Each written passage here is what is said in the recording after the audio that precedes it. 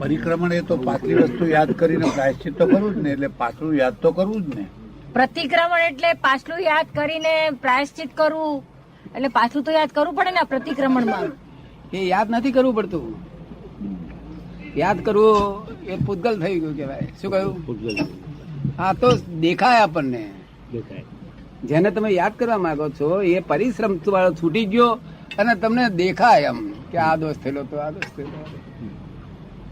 ને યાદ કરવું પડે તો યાદ કરવાનું રહે જ નહીં આમાં. આ વિજ્ઞાન પછી યાદ કરવાનું કશું રહેતું નથી. યાદગીરી એ શું છે? કોઈ કહે છે ભાઈ આ ભાઈને તો બહુ જ જબરજસ્ત યાદગીરી છે, અને મને છે તે આજનો શું વાર છે તે ખબર નથી, શું તારીખ શું છે તે ખબર નથી, ક્યાં ગામ કે ઠામ કે એવું કશું મને ખબર. કારણ કે યાદગીરી એ શું છે? યાદગીરી જેમાં જેને છે તે રાગદેશ હોય તેમાં જ યાદગીરી રહે. શું કહ્યું? જેના શાસ્ત્રો ઉપર રાગદેશ બહુ હોય, રાગ હોય તો એ બહુ યાદ રહે. જેના જેમાં રાગ તે યાદ રહે, નહીં તો યાદ રહે નહીં. જેના શાસ્ત્રો પર રાગ હોય ત્યારે શાસ્ત્રો બહુ યાદગીરી રહ્યા કરે.